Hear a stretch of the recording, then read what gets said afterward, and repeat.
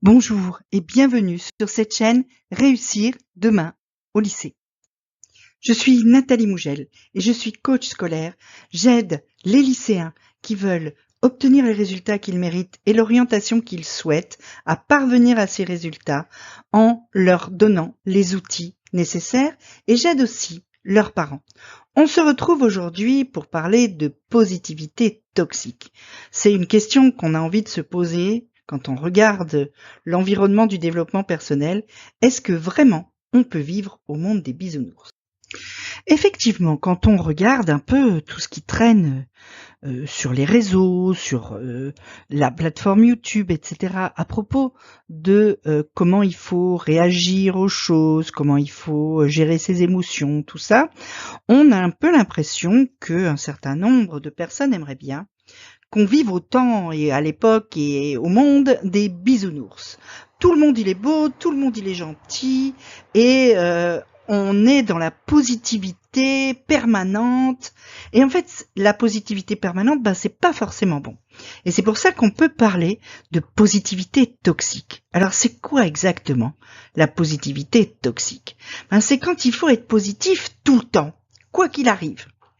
Même si t'arrive la plus grosse crasse du monde, il faut que tu restes positif, il faut que tu relativises, il faut que tout ça, et tu entends tous ces discours qui te disent « Ouais, mais tu sais, il y a pire dans la vie, hein. Tu te plains, mais regarde les petits enfants en Afrique. » Ou bien vois le bon côté des choses. Évidemment, y a des moments où le bon côté des choses, il est quand même très difficile à voir. Moi, je peux en parler, par exemple, quand j'ai perdu mon fils est mort.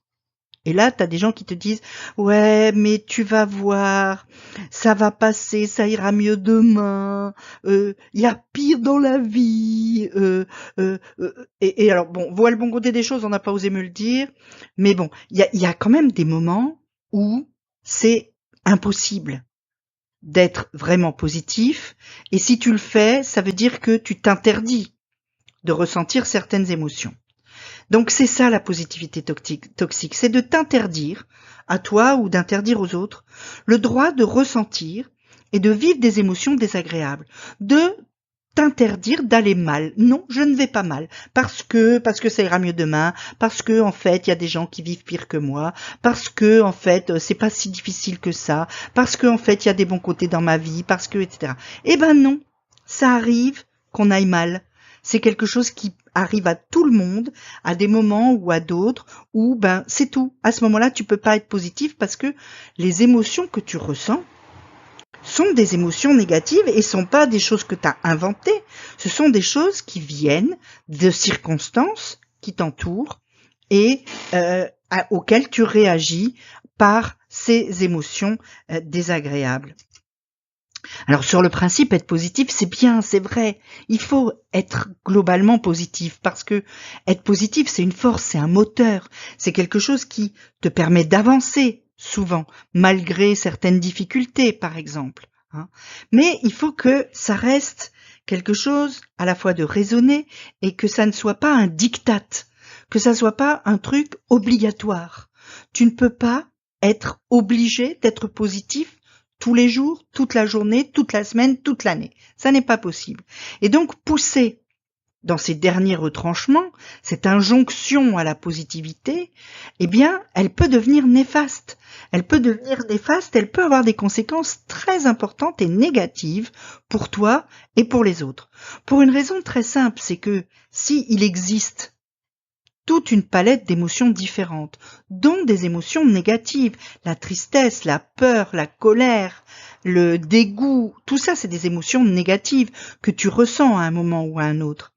Si ces émotions existent, c'est parce que la vie fait, les circonstances font, que nous passons d'une émotion à l'autre et parfois d'une émotion positive à une émotion négative parce que il nous arrive quelque chose qui fait que c'est cette émotion-là qui vient, c'est cette émotion-là qui nous prend. Et si tu refuses tes émotions, d'abord tu luttes contre ta propre nature, tu luttes contre ce que ton corps est en train de réellement ressentir, et puis si tu les rejettes, quelque part, elles vont rester à l'intérieur de toi, si tu les refuses, elles vont rester là. Et à un moment donné, elles vont ressortir. Et ça va pas forcément être sympa, le moment où elles vont ressortir. Refuser de ressentir des émotions négatives, ça va accentuer ton mal-être au lieu de le réduire. Et ça peut te pousser à la dépression. Parce que c'est pas parce que tu dis « non, je ne suis pas triste » ou « non, je ne suis pas en colère » que l'émotion disparaît. Tout ce que tu fais, c'est que tu bourres dedans, tu mets des trucs par-dessus, tu mets ton mouchoir dessus, comme on dit dans des expressions populaires, etc. Mais elle est toujours là. Elle est toujours là et au contraire, elle est sourde. Tu ne l'entends pas. Toi, tu ne la laisses pas s'exprimer. Et du coup, elle attend, tapis dans l'ombre, qu'une brèche se fasse. Et là, elle va ressortir, mais multipliée par 10, 20, 100, 1000. Et au moment où elle va ressortir, tu vas la prendre en pleine face. C'est normal de vivre toutes sortes d'émotions. Même si parfois tu comprends pas pourquoi tu es en colère ou pourquoi tu es triste. Les émotions, c'est des messagers. C'est un message que ton corps et ton esprit t'envoient pour te dire qu'il y a quelque chose qui va pas. Pour te dire qu'il y a un de tes besoins qui n'est pas satisfait. Tu es en colère? Peut-être que tu ne te sens pas assez reconnu. Peut-être que tu as l'impression que les gens ne reconnaissent pas assez tes qualités, ce que tu fais, etc.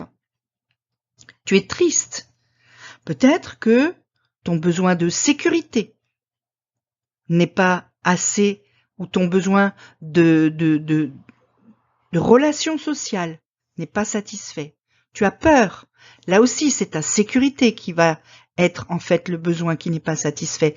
Donc, c'est des signaux, les émotions. C'est des trucs qui te disent attention, il y a un truc qui va pas.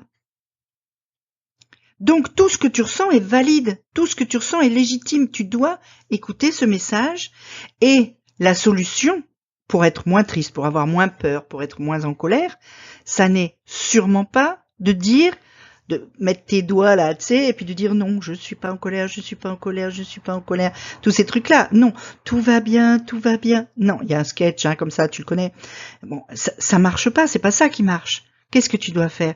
Tu dois t'arranger pour trouver le besoin que tu n'as pas satisfait, trouver le besoin qui se trouve en demande là, chez toi, et comment tu vas pouvoir satisfaire ce besoin pour ensuite mettre à la place de ton émotion négative une émotion positive. Mais tu dois commencer par accepter ce que tu ressens, accepter tes émotions, c'est très important, et faire la même chose pour les autres. Alors concrètement, ça veut dire quoi? Ça veut dire que la première chose que tu dois faire quand tu as une émotion, c'est d'abord de la laisser venir telle qu'elle est. De la vivre. Vive tes émotions, qu'elles soient positives ou négatives. Accepte-les. Accepte de pas aller trop bien pendant un certain temps. Accepte de même aller mal pendant un certain temps. Parle-en. Nomme ton émotion.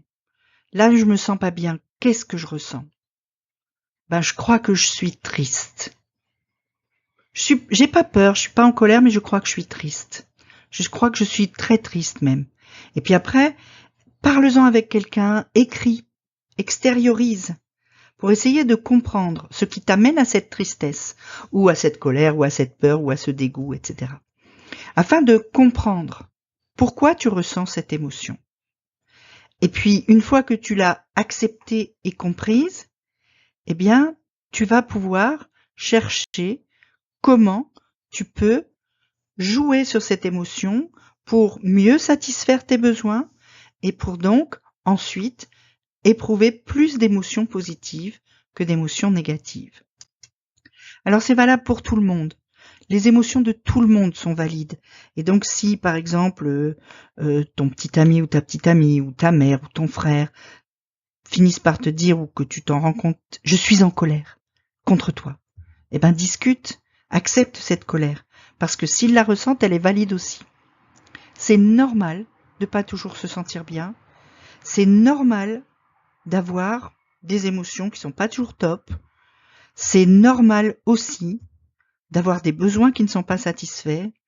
Ce qui n'est pas normal, c'est soit de les enfouir, soit de ne rien faire pour aller mieux.